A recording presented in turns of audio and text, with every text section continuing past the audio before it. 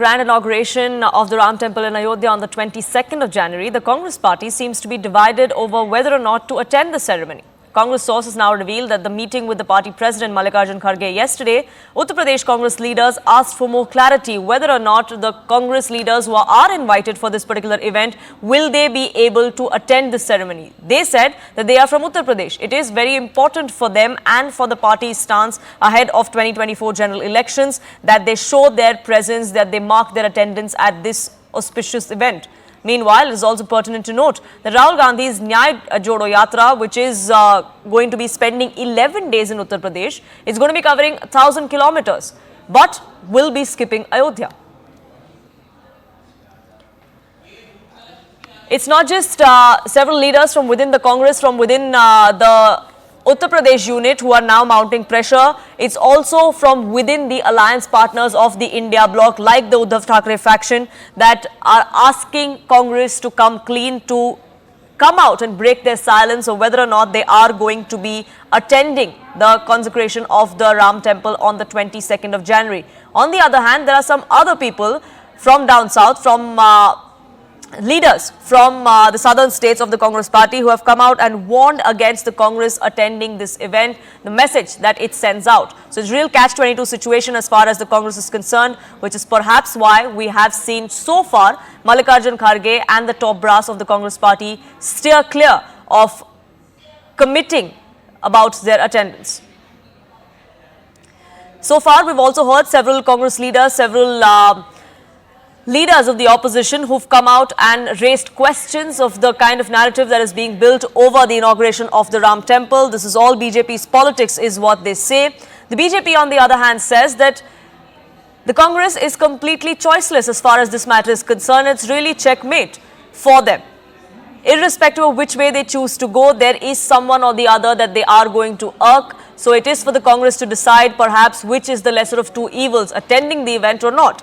Pallavi, my colleague and senior editor, joining us, getting us more perspective on this. Pallavi, it's a real quagmire for the Congress party, isn't it? The BJP and many analysts would suggest that this perhaps is like a masterstroke from the BJP side, an invitation being sent to the Congress. It's irrespective of whether they choose to attend the event or not, someone or the other is going to be irked, and that could perhaps impact the elections.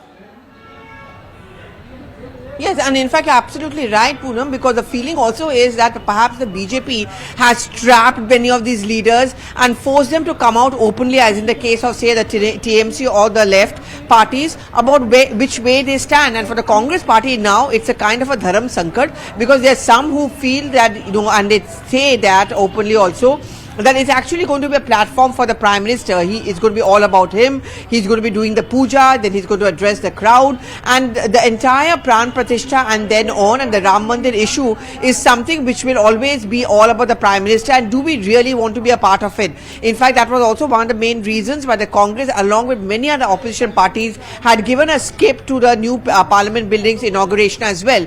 But, the other section who point out that for a party which is now treating on soft Hindutva, which wants to reach out to the people and to make the point that it's not indulging in only minority appeasement, an absence over there is going to send out a completely wrong message. The suggestion is that be a part of it. At least one, if not all three, can go. They should be there, register their presence, and possibly at a later date there can be a delegation on the India front who go across to Ayodhya and to the Ram Mandir.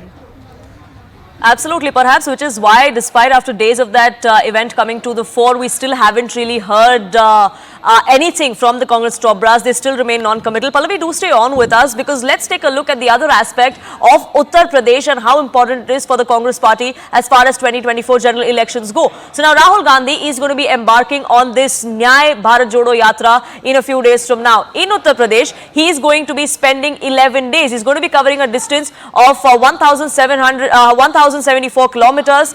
20 districts of Uttar Pradesh are going to be covered in that stretch of his yatra. Look at the kind of areas that he is going to go to as far as those 11 days are concerned.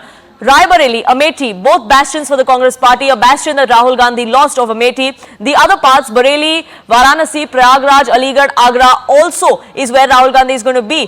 Conspicuous is his absence from Ayodhya. So perhaps they are looking at not attending the event. Rahul Gandhi skips Ayodhya during his yatra as well. That is something that definitely would concern the state unit, Pallavi, isn't it?